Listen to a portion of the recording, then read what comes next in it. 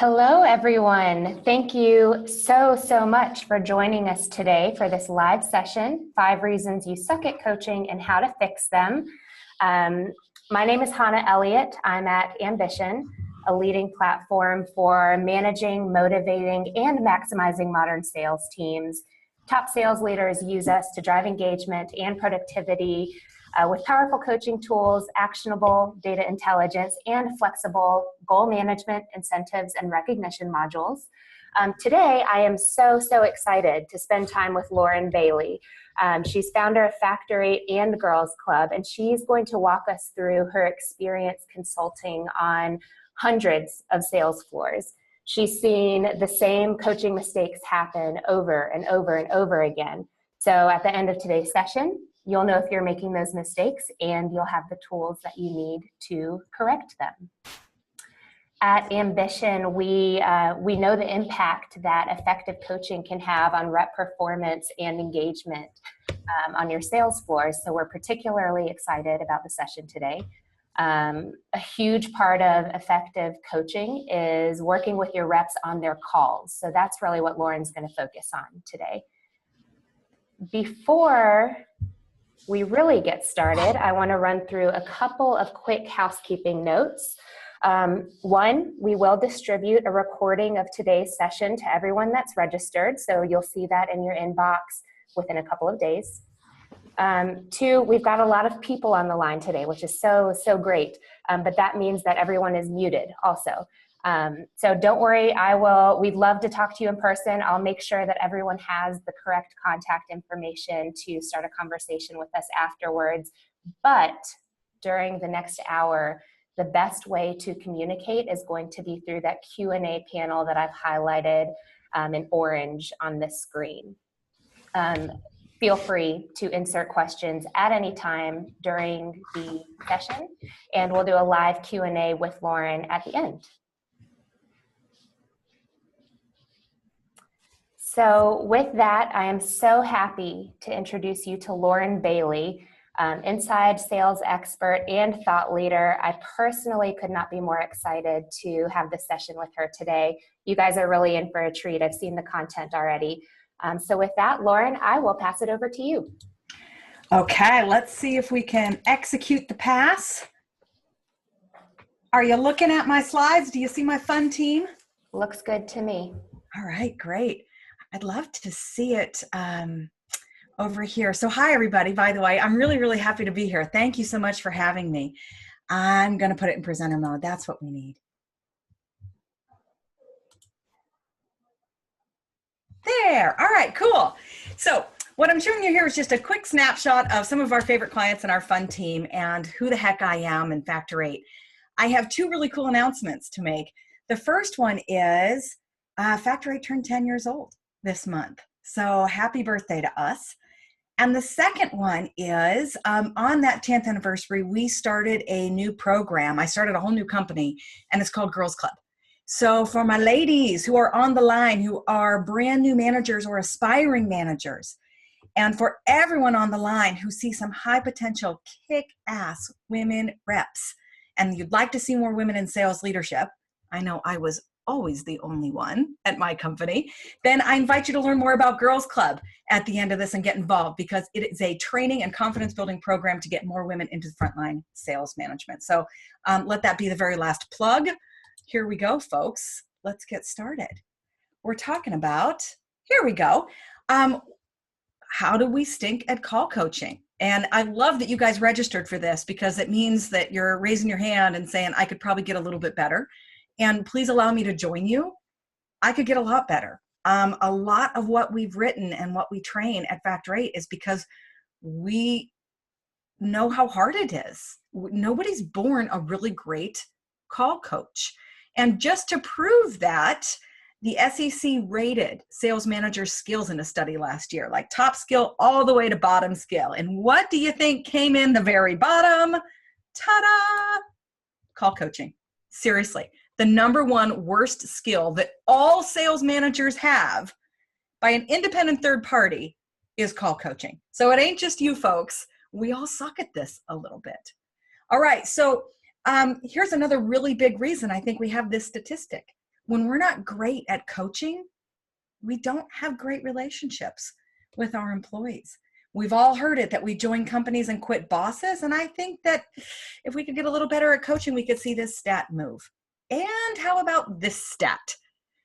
This stat, this stat, this stat, this stat, because it's been 5 years in a row that employees are complaining about a lack of development as one of their top 1, 2, or 3 challenges. This is from the AAISP. I absolutely love their research.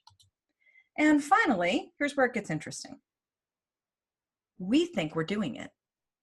They do not.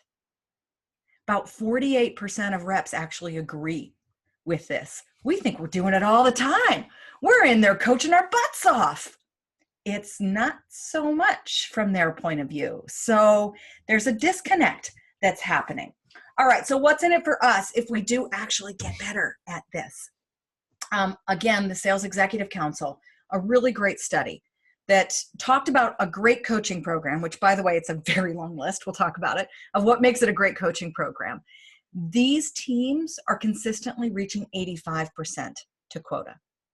Folks who have a normal coaching program, what they call average, but I'm here to tell you the norm. These folks are at about 55% to quota. And the sad news is, if you're somebody who tracks these stats, 55% to quota is the average in the world of quota attainment. So if you're just ad hoc coaching, chances are you're not seeing any lift on what your sales floor would be getting otherwise, which is a great big bummer. So let's do a poll question here.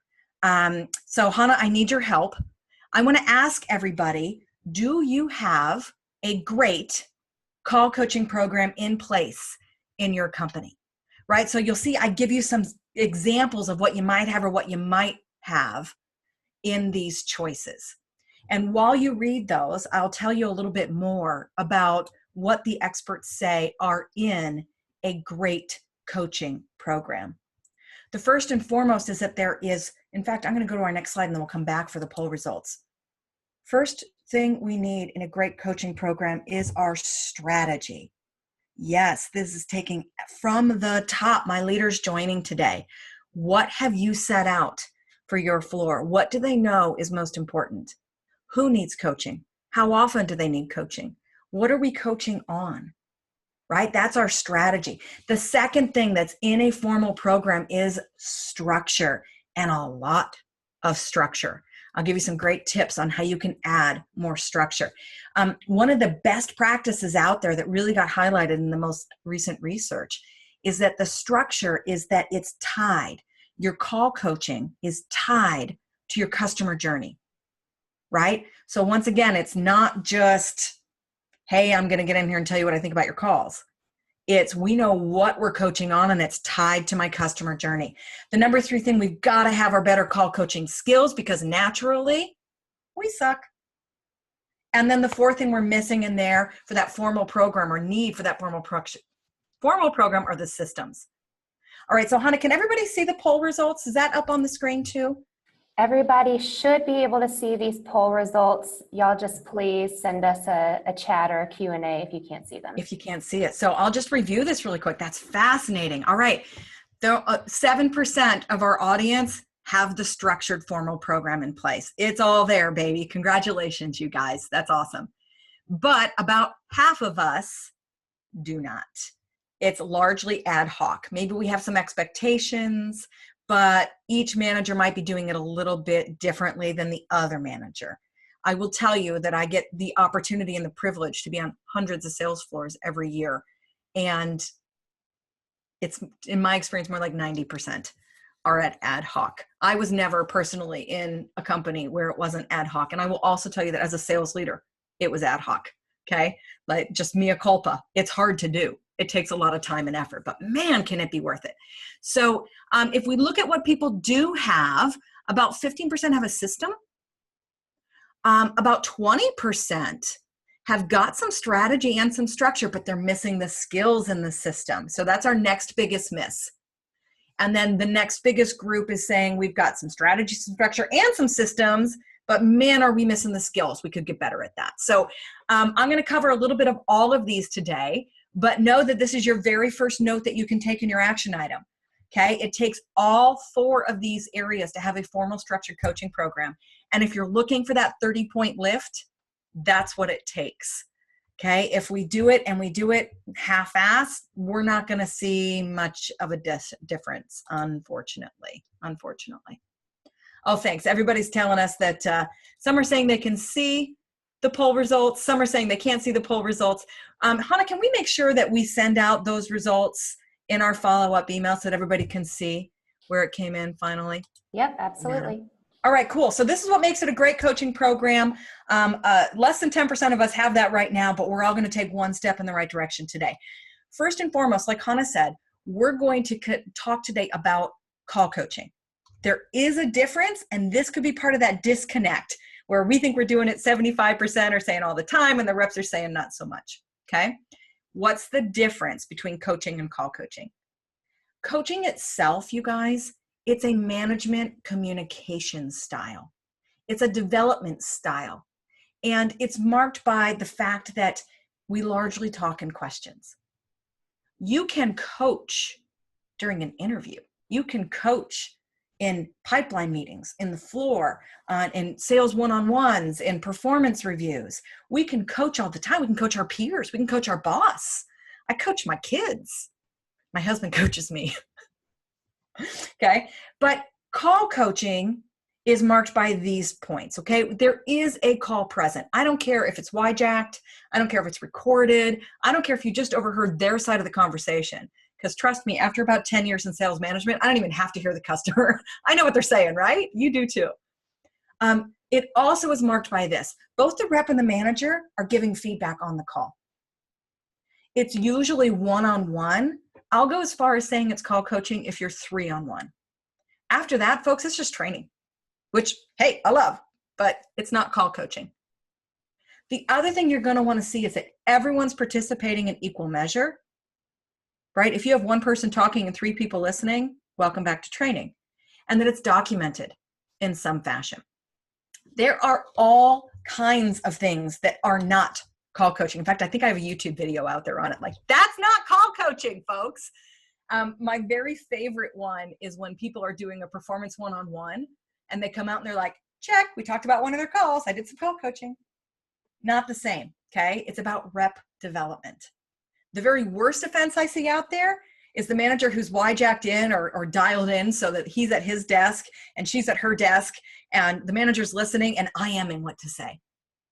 I want to smack those people. That's just awful, awful, awful, awful. So give yourself a tap on the nose if you're doing that. That's not call coaching. Here we go. What are the top 5 worst offenses? We call them Coach-astrophies that we're going to avoid. No time. I do all the talking. Debbie Downer, be like me, and the hamster wheel. Have some fun, not just identifying yourself. I will cop to one, but identifying your friends. That's the best part, I think, of something like this, when we raise our hand and say we suck a little bit. Here we go. The number 1, Coach-astrophe in call coaching. I have no time. Why? Because sales managers, and by the way, if you're not a sales manager, but they report to you, it's the busiest job I've ever seen. Like, frankly, we set them up to fail. There are 10, sometimes 15, up to 20 people coming to this frontline manager with every little thing that crosses their mind. Because let's be honest, great sales reps are not going to take the time to look something up. They're going to ask, right? Here's my issue. Here's my deal. 15 people loading you all day with reactive requests. Not to mention, my dear bosses, how many reports you're asking for, crap meetings we come to, and conference calls we shouldn't be on in the first place. Yeah, I did actually do this job. You can tell, right? So most of us don't get to the things that we know are important, that we really want to do. So I'm telling you, this is the number 1 worst offender, and it's not your fault. But it is now up to you to fix it. So we fix this with some strategy. Lauren, I have to jump in and tell you, you just got an amen from Andrew. Yeah. On what you're saying. Hallelujah. So. And I get an amen, right? Andrew, I love you, my friend. It's not your fault. It's okay. We're going to have a therapy session afterwards. Like, can I tell you my first 6 months on the job? I used to go home, and if I wasn't like, by the way, it was dark every time. And And like, if I wasn't just sitting in my car drooling, I was crying. It was just, what a hot mess. But I did learn to drink really effectively. So that, I mean, there's a bonus there. All right, here we go. How do you beat no time? I've stolen these slides from our manager coaching certification training. This is the level 2 stuff, and it's called strategic call coaching. Not all reps are created the same. Shocking, I know, right? But that means you don't have to coach them all the same. Let's be smart about how we spend our time. What you're looking at here is the bell curve. I'm sure people have talked to you about it before. Any one of your teams or the sales floor, especially at large, is going to perform in a bell curve. You're going to have about 15% that are your A performers, those super consistent above quota performers. Another 15% are going to be down there at the bottom. They're probably on some sort of a PIP. Your team should be chock full of B and C players. That's how it works. Our job is to get the B's to A's, to get the C's to B's, right? Promote who wants to, be recycling our D's. Now there's a wild card in here, and that's the N player that you see up there, and they're your newbies. It's not fair to put them down with the D's, right? And they certainly aren't overperforming quota up at the A's. They need some special treatment. So step 1 in getting your life back is to rate your team. Don't put it on the whiteboard. Privately, rate your team. Who are my A's, B's, C, D's, and N's? Okay? Then we decide who gets the most coaching. So I want you to ask yourself right now, who is your number 1 priority for coaching? Now ask yourself the question again, because most of you are answering what you think I want, but not who you actually spend the most time coaching. Go back and think about who you spent the most time giving that one-on-one development to. And for most of us, sadly, it's the squeaky wheel. I invite you to reprioritize your reps and spend the most time coaching your B players. If we can get B's to A's, everybody hits. Everybody gets a commission check, my friends. Who needs the next most attention? Your newbies. Your A's and your C's are kind of interchangeable. And frankly, I think the D's need to earn the time with you, right? There's always skill and will. And my D's are typically D's because they don't have the will and they need to prove it to me. We can get creative with the folks that we're coaching at the bottom of this list. Okay? So let's spend the most time with our B's and with our N's. And maybe we're doing 3-on-1. Maybe we're delegating coaching to some D's and C's. All right, let's get creative with how we attack them. So that's how we get a little bit more time back. Here's some more tips. Once you get everybody rated, create a calendar, okay? Schedule the coaching. Block it in your Outlook. Schedule your highest priorities first. Start with your B's and your N's, okay? Schedule week 2 first, then week 3. The first year month, you know, it's always in performance one-on-ones and reviewing last month. And the end of the month, you're going to cancel it anyway, right? So get week 2 and 3 chock full of your B's and N's for your coaching. Let them know it's happening. If you don't, and you just invite them to a meeting, they think they're going to get fired. Just trust me on that one, okay? Let the team know that you're going to start doing more deliberate call coaching.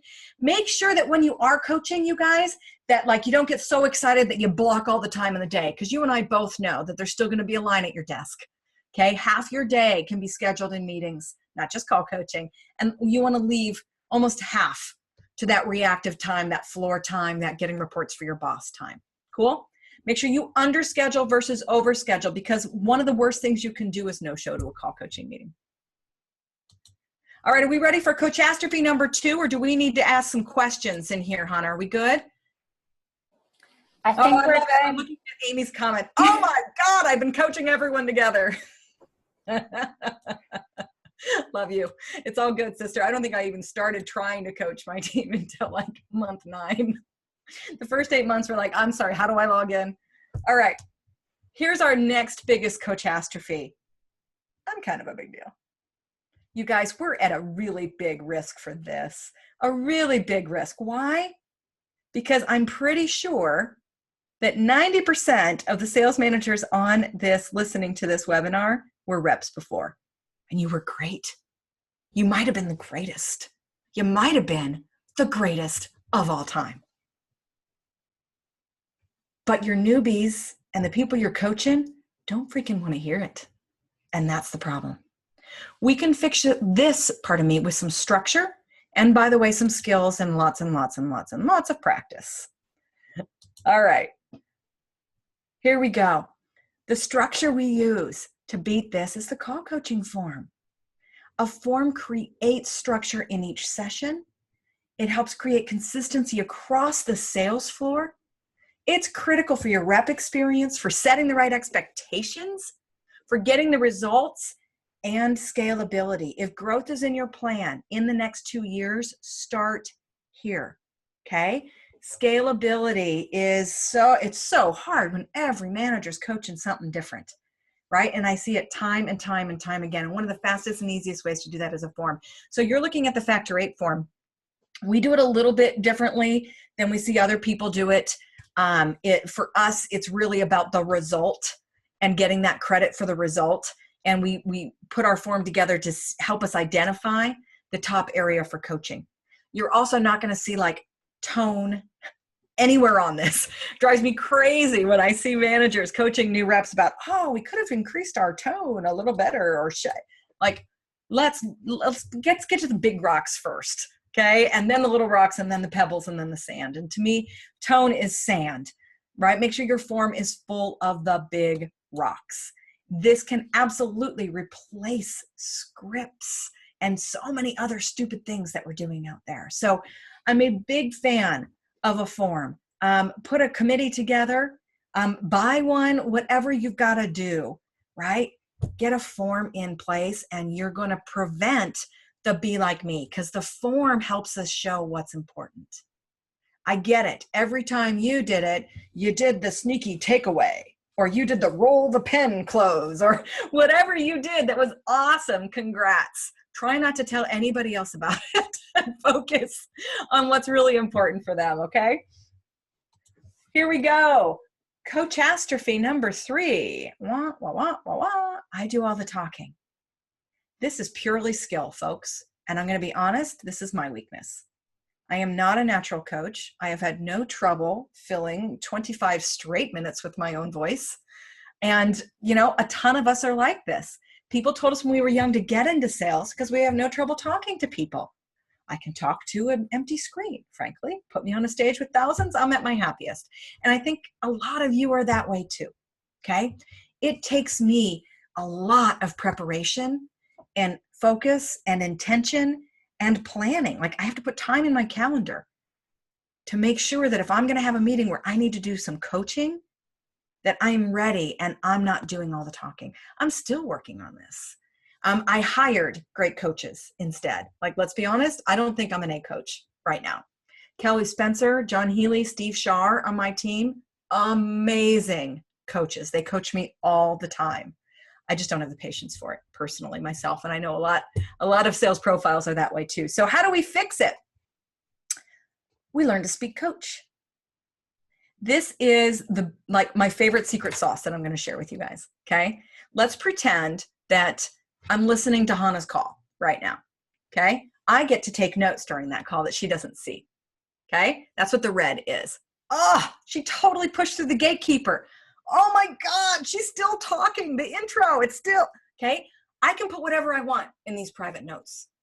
I can underline, I can bold, I can curse, I can circle. Like, you probably don't want the pen to go through the page because Hannah's going to see that.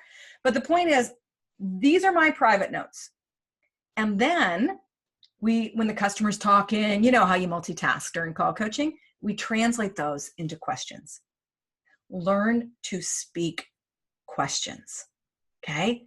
So we pick the worst offenders of our notes, of our garbage pile, of our OMGs, and we turn those into 2 or 3 questions, and you're good as gold.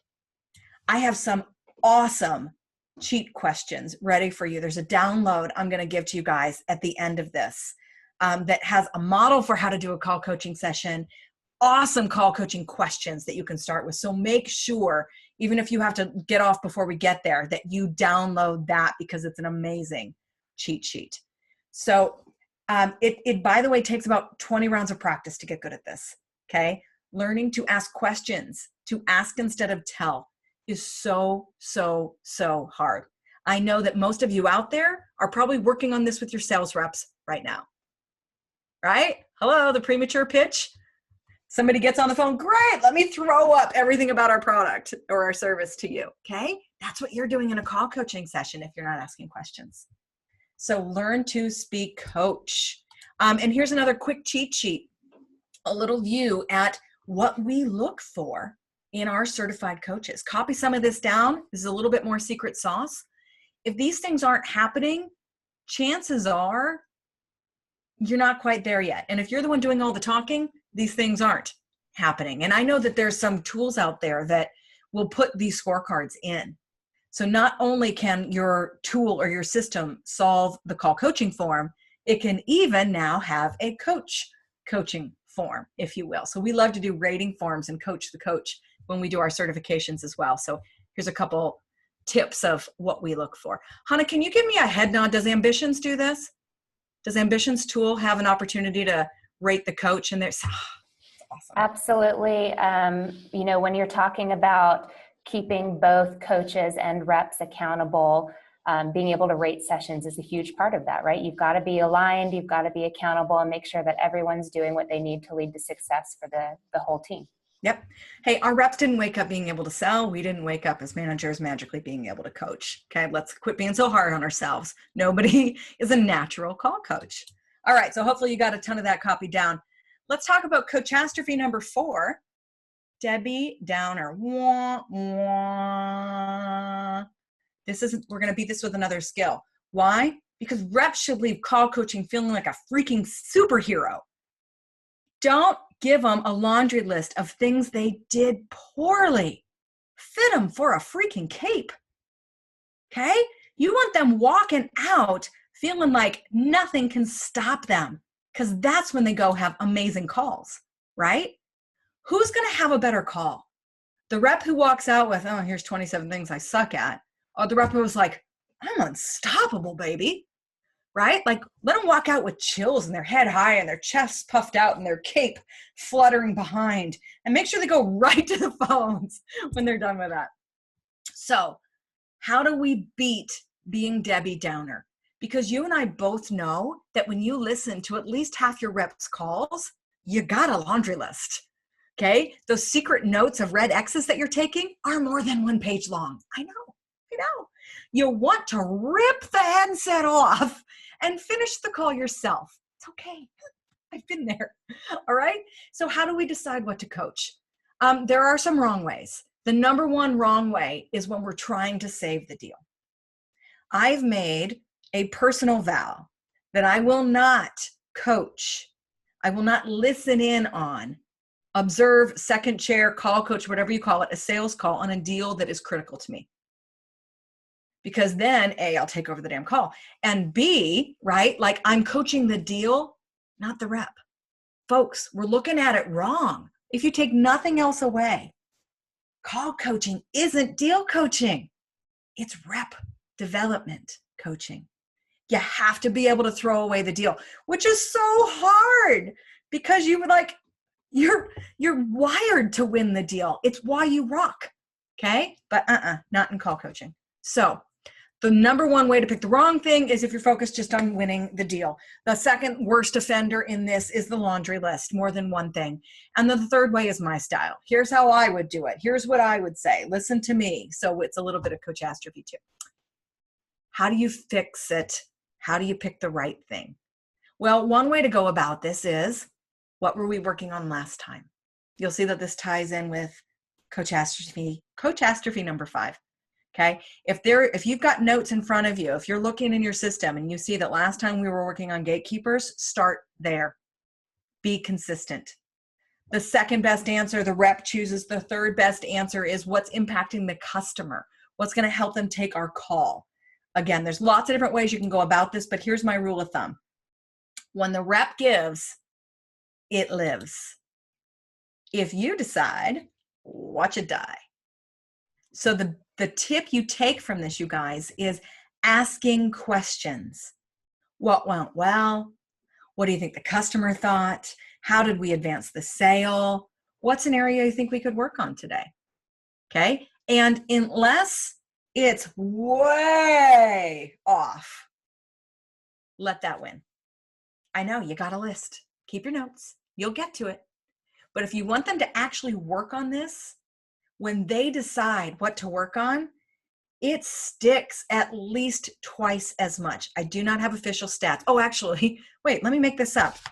56%, 56.5% more effective. No, I don't know what the numbers are. But the truth is, it's going to work at least twice as well if you let your rep fix it. Okay, so let them decide or watch it die. All right, we're on to the last coach-astrophe. Hopefully you've identified your own. You're a little embarrassed. You're hiding from your friend. I know this one is me. Here's our next one, the hamster wheel. Does anybody ever feel like you're doing session after session and the calls just aren't getting better? If call coaching feels like Groundhog's Day, it's time to get a system, okay? That is how we fix the hamster wheel, is a system. And I'm gonna tell you guys, by the way, I'm gonna sneakily show you my next slide first. I searched for years looking for a system. And I kept calling the call recording system guys. I love the guys at Refract. I love the guys at Vorsight. I love the guys at Gong, Exec Vision, I mean, not Vorsight, pardon me, Steve.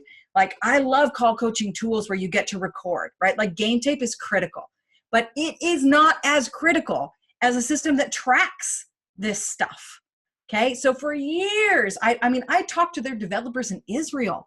Please, could we add something that would let me track from session to session what's happening out there? Because in our systems and strategies we were helping our clients with, we had like paper forms. We called them WINS forms, what I need to succeed.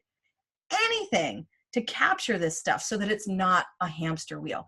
And what's so cool is when you have a great system, you can not only track it and use standard templates and rate, etc., but now you can actually tie qualitative performance into a scorecard.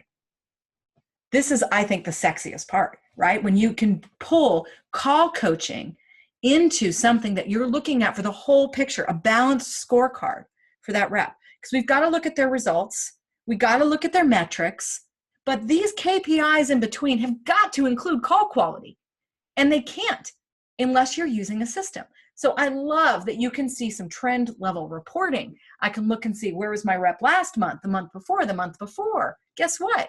Performance is low and he's not improving on any of his skills. I'm done, buddy. You're in my D's and you're on your way out. So a system is critical, and it's a place that I think it said maybe 20% of us, Hannah, I think, have a system in place, and the rest of us have an action item.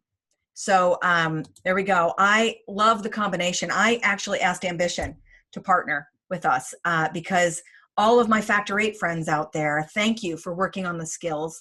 Thank you for installing forms and structure and strategy. Take a look at Ambition system.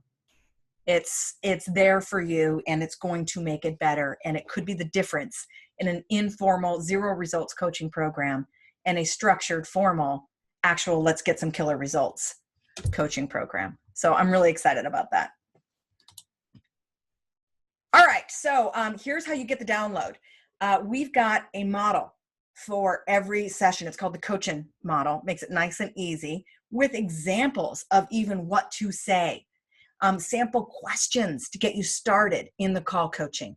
Okay, info.factor8.com/call-coaching. And in fact, we should just chat that out to everybody so they can click on it from their system if you'd be so kind to. And I know it's going to go into the email as well. This is something we give out at the end of a multi-day coaching certification. So it really is kind of the keys to the kingdom secret sauce. I want you to have it and start today. It takes a ton of practice, you guys, to get great at call coaching. The last class I taught was earlier this year. I don't get a chance to teach very much. This is a good friend of mine, Brian, asked me to come in. And we taught how to talk in questions. And we taught how to make sure you're not a Debbie Downer. And then we practiced, and they sucked. I mean, it was bad. It was really bad. So you do triad coaching, right? And you give each other feedback on how it's going. And it probably took 20 rounds until people were, it was starting to click. Okay. So take the cheat sheet, but then do some practice sessions. My leaders out there, There's so many fun things you can do to help your managers get better at coaching. But if we get intentional about improving our skills and putting in some structure and adding systems, there is lift. Absolutely, there is lift at the end of this. All right. We're going to move into questions for a second. But before we get there, I want to make sure you've got my contact information. And you know what? I've got the generic one in there. If you want to get a hold of me, I'm lb@factor8.com. You can email me directly. I'm like 6 days behind on email, but I will absolutely answer you. Very, very happy to. Here's another slide for the link. Please do investigate the coaching platform. Check out if you're looking for training. We've got some award-winning inside sales manager call coaching certification and other training as well, which will be part of our Girls Club program that launches in a month and 5 days. So I'm really excited about that. And then let's celebrate. Let's celebrate us getting better to our quota attainment. And when we do that, when we really do better coaching with our reps, we're also going to be able to celebrate higher engagement and, of course, then lower attrition. So, Hannah, I know that you already collected some questions. I'm going to start with those, and then we're going to invite more in, right? So are you taking over? Yep, I'm taking over, but I will stay on your screen here. First, I want to mention I am so excited about Girls Club. Lauren, I know you know that I'm excited because I say it every time we talk, but also Sarah Richardson just sent in a note, woohoo, Girls Club. So I know there's more excitement out there, and I just can't wait for us to start rolling down that path. Definitely needed. So thank you, Sarah, for that. Yeah, thank you guys for your support on that. And I realized I didn't do a very good plug. If you're sitting there thinking, what on earth are they talking about? www.wearegirlsclub.com. It is a 9-month-long structured formal program full of inside sales manager training, one-on-one mentoring with like personal guidance from sales experts from amazing companies around the country, people with 10 plus years of experience. It's a confidence building program. We've got ladies at the very top of their field. Judy Buchholz, GM at IBM, Kate Gutowski, SVP of sales at Panasonic, the head of outreach, amazing authors and speakers, Sherry Leviton, Jill Conrath, all coming in with intimate access to these women to share their stories and role model risk-taking and et cetera, et cetera. So our goal is to change the face of sales management by getting more skirts at the table. Isn't that horrible to say? But I was the only skirt ever at the table. So look around and recognize a high potential woman and get her enrolled in Girls Club. wearegirlsclub.com, and we launch September 5th. We're taking applications right now. All right, now back to call coaching, a critical skill in Girls Club. Okay, so I've been taking questions the whole time. I put some on this slide, but there were a couple that I want to address really quickly first. Chris asked, and you've talked about this, but I'm wondering if you can kind of tie it up with a nice bow on top to respond to Chris's question. How do you distinguish between great coaching and normal coaching? Yeah, it's the formality.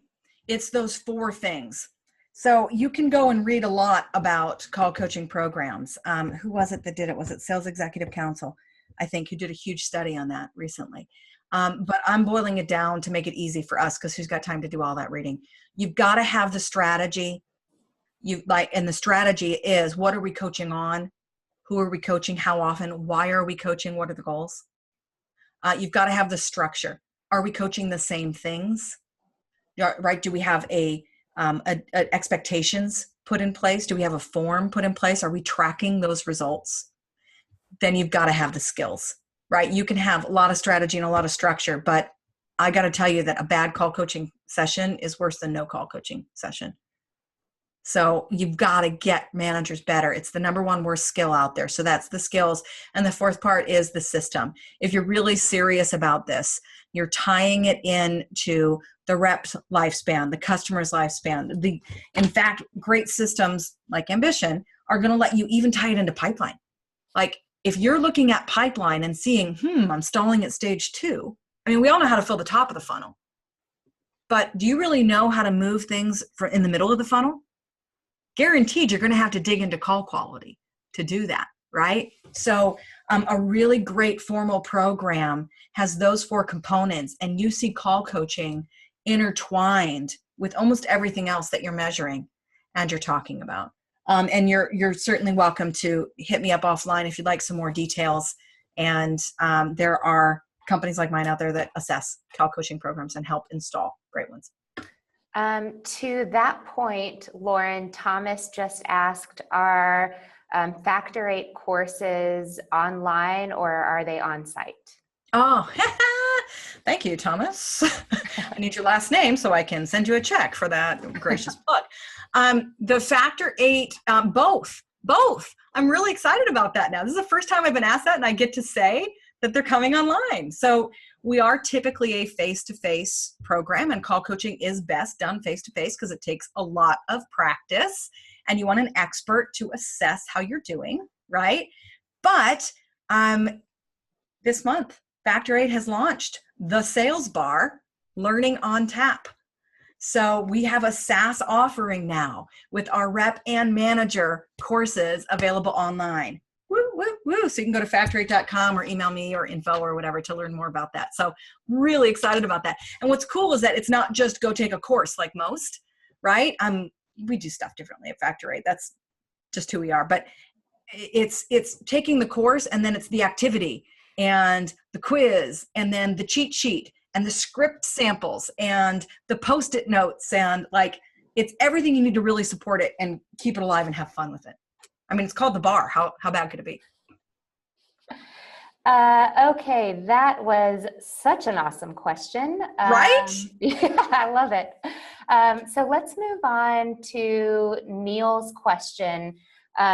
Lauren, what do you recommend about expectations to put on your reps when you're asking them to get you on calls? For example, do you say, get me on one good qualifying call and a call that needs improvement? How do you let them know which calls are best for you to join? Yeah, Neil, first of all, congrats on letting your rep pick that. Okay. A lot of people don't let their reps control what gets coached because they're going to send you just the good calls. And you're right, they're going to send you the good calls. But if you reframe how you look at coaching and it's about rep development and fitting them for a cape, that's not a bad thing. Okay. Your coaching interactions are your chance to help them feel like a superhero, not the chance to fix everything or the chance to save those deals. So number one, be like Neil and let your rep pick what call they send you if you use recordings, and or what call that you join. I would say the first thing to do is start with focus area. Like we talked about, if your rep is really working on qualification calls and that's sort of been the theme of the quarter, then I would say stick with that. If rep can focus on one thing at a time, especially if they pick it, you're going to see massive improvements and huge difference, 56% more. I got to get better at making up stats, but you're going to see a heck of a lot more results if your rep is picking it and you're consistent with it. So I would say ask them to invite you to however often you're doing, right? So, hey, let's stick with qualified calls. And why don't you invite me to one you know that's going to go great and another that you pick randomly? Great. Hope that does it very specifically for you, Neil. Thanks for the question and great job. And then Mary asks also, Mary is asking about volume of calls to coach and I think frequency and cadence. So she's saying for SDR teams, how do you know how many calls to cover? Yeah, that's a tough one, right?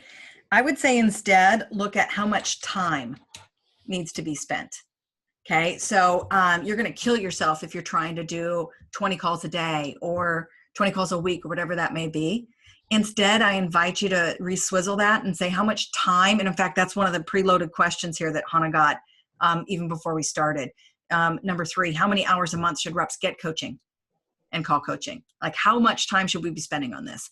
Of course, I'm going to tell you, Mary, that it depends because I'm a consultant and we get paid to give bullshit answers. I'm just kidding. It's hard, though, to give a direct rule, but here's what I like to go for. Your B's and your N's, your top 2 answers, your top 2 priorities, I'm doing Family Feud, top 2 answers on the board. I would say that you're doing great if you get to them once a week, and you're doing good enough if you get to them once every other week. Okay, depending on your ratios, how busy things are, etc. Okay, shoot for them once a week, you're killing it. Every other week, you're still doing great. If you go to your next priority, your A's and your C's, you're doing fine at once a month. You're killing it if you're going twice a month. Then when you're getting down to your D's, frankly, they have to earn your time once a month by showing that they've got that will to get in there. So if you're going to schedule, let's say 45 minutes, which I highly recommend, right? You can go down to 30, you can go up to 60. Nobody else is going to book you for those 15 minutes. In that 45 minutes, you might get through one call. You might get through 3 calls. But really, it's try to keep the theme consistent. Resist judging yourself on volume because you're going to wind up with a laundry list. We did 5 calls and I picked one thing, but I picked one thing for 5 different calls. The goal is to, here's another rule of thumb, try to do a 3-to-1 ratio. 3 attaboy, high fives, you're awesomes to one thing to work on. And if it takes 45 minutes and 1 call to do that, great. If you can get 5 calls in that support that same theme, even better. And then Mary Lou is also asking about recommendations about how to join calls. Mary Lou is asking, what's your recommendation on joining calls that have already happened, so a recording of a call versus a live call? I love call recordings. And it's a requirement for all Factor 8 sales training. We record calls before we get there and play them in the class. And then in the middle of class, we leave and go do live calls, record those and come back and coach them. So nobody could love recorded calls more than me. And one of the reasons for that is that I was a sales manager as well. And if you get out there and try to catch reps in live calls during that 45-minute window, it's a recipe for freaking disaster. You're like, good luck. They're going to dial, get an inbound call, get an emergency, call their mom. It's no fun at all to sit around and wait for a live call. You do have to do some. Okay. So to me, I do about a 5-to-1 ratio of recorded if I have them. Then when I do live calls, I call that open call coaching time. Even when I go in and assess coaches and reps, I just wheel my chair right in the middle of the row. And when I get a live one, I wheel over. And sometimes I can do 2 at once, but only on a really good day. So I invite you to do that. And sometimes I also do drive-by coaching, which is fun, right? You're just walking down the road, you hear something great, you give a high five. I don't care if you didn't hear what became before and after it. I don't care if you didn't hear the manager or the customer side. Just give out some attaboys and fit people for capes. So kind of the flip side of what you were just saying, you were mentioning rolling out into the middle of your sales floor and hearing what's going on and jumping on calls there. But as Christopher asks, how do you recommend being that engaged when you have remote or dispersed teams? It's tough, isn't it? It's really tough. I've been a digital seller pretty much my whole life. And what we mean by digital sales, it's the same as inside sales. We used to call it telesales. It means we don't get to go face to face. But some people have remote inside teams or remote field teams. I bring this up because I now have kind of changed my tune. I love video.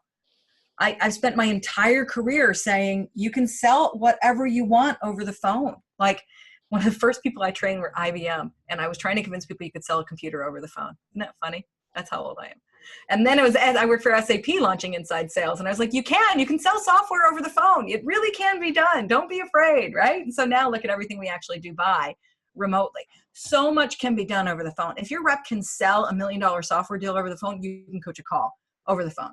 That being said, I love video. I love Zoom, what we're using today. Completely addicted to the fact that I can look at people all the time. So, and you can talk face to face and talk with your hands, etc. So do that. It's no different. Use some call recordings. You play the call. You coach the call, right? You can pull up and share your screen and rate it together, right? How did you rate? Share your screen. Here's how I rated. Share my screen. So use the technology that's out there and don't approach it any differently. If you've got 0 call recording, if you've got 0 systems, if you've got 0 video conferencing, etc., I get you. It's tough. I've been there. Then you're just going to have to be scheduled into calls together and then schedule time one-on-one afterwards where you stay on the line or you call each other back on your cell phones or whatever and talk through it. So I love this next question from Anastasia. You were talking earlier, Lauren, about about over talking and not enough listening, and really having a collaborative session where both of you are identifying things that went well and things that can be improved upon. Anastasia says, what if you have reps who have trouble identifying areas of improvement? For example, she may see a glaring issue and they come back describing their job performance as good job. Yeah. So how are you approaching that without entering into some of the coach-astrophe land that you described earlier? Yeah, it's really hard to do, Anastasia. This is what we practice over and over in the training. So it goes a little bit something like this, right? So how did that go? It was awesome. I rocked. We all have a rep like that. Luckily, there's usually only one in the bunch, right? It's like asking for somebody for a forecast. Definitely going to close. What happened? I got his voicemail. So what you've got to do is keep digging in the questions. So what I'm going to ask you to do is lawyer him, which I know sounds a little silly, but you know, when you're watching great law TV shows, they have to ask questions, right? Everything has to be in the form of a question. So sometimes it's a leading question, Your Honor, and you may have to get there. So let's say that you really want to coach something about a gatekeeper. So how did it go? Great. All right, well, let's focus in on the gatekeeper. What do you think went well? Everything. Anything to work on there at the gatekeeper? Nothing. Right, Anastasia? This is how it's going. Okay, so now let's try one step closer to telling him, right? Let's lead the witness just a little bit. And we go into, all right, well, what are our goals when we're talking with a gatekeeper? All right, get them from the rep. Did we accomplish those? How many did we get? Which one did we miss? What can we do next time to get that? Another way to go at it besides the goals is looking at it from that customer's point of view. What do you think the gatekeeper's impression was of how that went? Or what do you think the customer's impression of our company or you or the call was? And you can lead another step after that if we don't get it. So let's say that he hung up and his boss walked in and said, boy, you sounded annoyed on that call. What was going on? What do you think? If he was going to complain about something, what do you think he would say? Okay, and if you are trying, like going at it from goals, going at it from a third party, going at it from their point of view, going at it from the call coaching forum, number one way to fix it, and you're still not getting there, then you just got to lead the witness. Isn't it true, Anastasia, that our goal is to capture information from the gatekeeper?